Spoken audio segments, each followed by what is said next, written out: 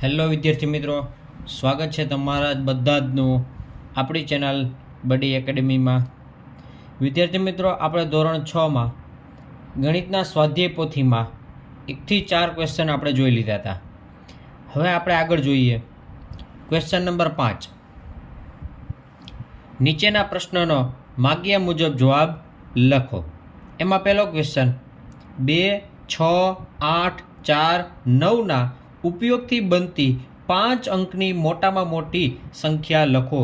એટલે કે આ અંકોમાંથી આપણે મોટામાં મોટી સંખ્યા લખવાની છે. તો આપણે અગાઉ કીધું એ પ્રમાણે જ સૌથી જે મોટો અંક હોય એને આપણે પહેલાં લખશું, બરાબર. એટલે કે 9 આવશે, પછી 8, પછી 6, પછી 4 અને પછી 2. એટલે આપણી સંખ્યા બનશે 98,642, બરાબર. હવે અહીંયા તમને એક સંખ્યા આપેલી છે, આ સંખ્યાને તમારે શબ્દોમાં લખવાની છે, બરાબર. તો આ સંખ્યાને શબ્દોમાં આવી રીતે લખાય: 4,06,08,03, બરાબર. આગળ જુઓ ત્રીજો ક્વેશ્ચન 2,01,40,005ને અંકમાં લખવાની છે. એટલે અહીંયા તમને કિંમત આપેલી છે એને આપણે અંકમાં લખવાની છે. તો એને આવી રીતે લખાય: 2,01,40,005, બરાબર.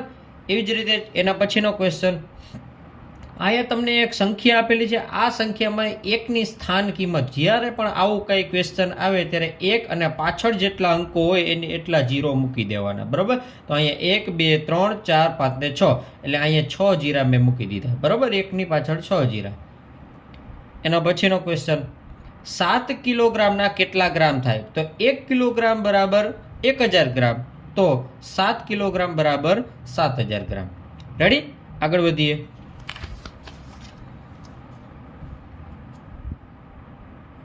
આપણો છઠ્ઠો ક્વેશ્ચન છે 5 મીટરના કેટલા સેમી થાય? હવે 1 સેમી બરાબર 100 સેમી, તો 5 મીટરના કેટલા થાય? તો કે 500 સેમી થાય, બરાબર. સાતમો ક્વેશ્ચન 4 લીટરના કેટલા મિલીલીટર થાય? 1 લીટરના 1000 મિલીલીટર, તો 4 લીટરના 4000 મિલીલીટર. એના પછીનો ક્વેશ્ચન 12 કિલોમીટરના કેટલા મીટર થાય? તો 12 કિલોમીટરના 12000 મીટર થાય, બરાબર.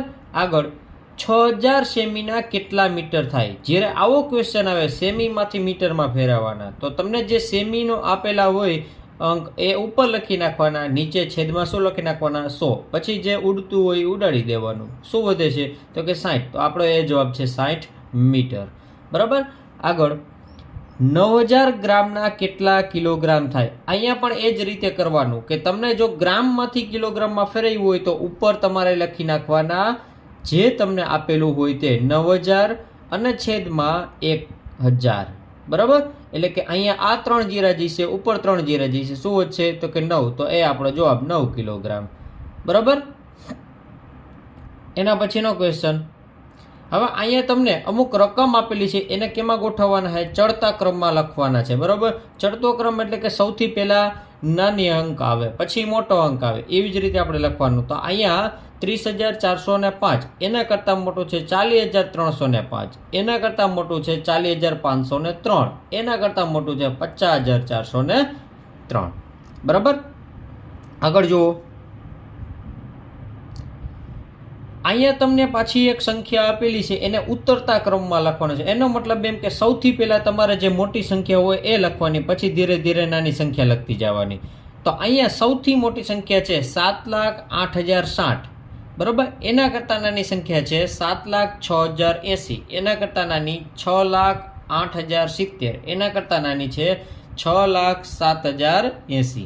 ક્લિયર? આગળ જુઓ. હવે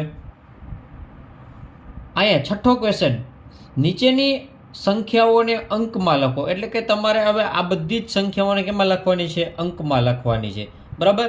અહીંયા પહેલો ક્વેશ્ચન 15,04,000, એને કઈ રીતે અંકમાં લખાય? તો અહીંયા જો આપણે લખેલા જ છે, બરાબર. 15,04,000. એ જ રીતે 6,03,05,002 ને કઈ રીતે અંકમાં લખાય? તો અહીંયા લખેલા જ છે 6,03,05,002, બરાબર. આગળ 20,13,005, અહીંયા લખેલા જ છે ભાઈ 20,13,005.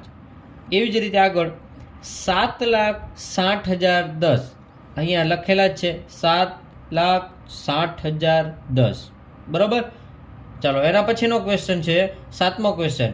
નીચેની સંખ્યાઓને શબ્દોમાં લખો. એટલે અહીંયા તમને સંખ્યા આપેલી છે એને આપણે કેમાં લખવાનું છે? શબ્દોમાં. બરાબર. એટલે આમ ગણી લેવાનું. એકમ, દશક, 100, 1000, 10,000, લાખ, 10 લાખ, કરોડ અને 10 કરોડ. એટલે કે 10 કરોડની અંકોમાં જવાબ આપણો આવતો હોય છે. હવે અહીંયા 90 છે તો આપણે શું આવશે? તો કે 90 કરોડ, પછી 17 લાખ, પછી 6,714. બરાબર. 90 કરોડ, 17 લાખ, 6,714.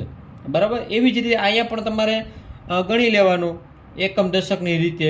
એટલે આપણો જવાબ આવશે 3 કરોડ 75 લાખ 16,019. બરાબર. આગળ અહીંયા ગણી લ્યો એટલે 18 કરોડ 76 લાખ 22,037 આપણો જવાબ આવશે. બરાબર. એ જ રીતે 8મો ક્વેશ્ચન.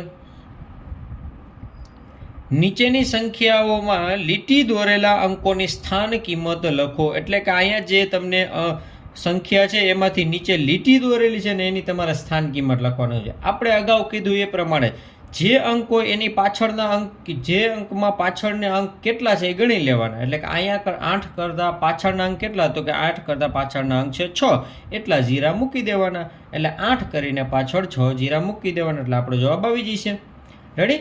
એવી જ રીતે અહીંયા 5 પછી પાછળ કેટલા જીરા છે? તો કે 6 જીરા. તો 5 પાછળ 6 જીરા મૂકી દેવાના. એટલે આપણો જવાબ.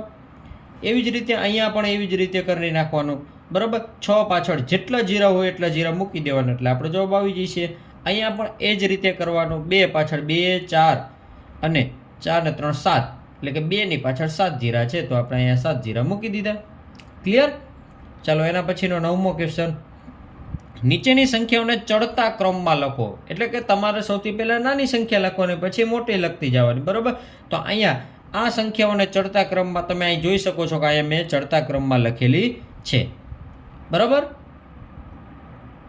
એવી જ રીતે નીચેની સંખ્યાઓને પણ તમારે ચડતા ક્રમમાં લખવાની છે. એનો મતલબ એમ કે પહેલાં સૌથી નાની સંખ્યાઓ એ લખવાની, પછી એના કરતાં મોટી સંખ્યા, એના કરતાં મોટી સંખ્યા અને એના કરતાં મોટી સંખ્યા તમારે લખવાની છે. બરાબર. જોઈ શકો છો તમે અહીંયા. ચલો ક્લિયર.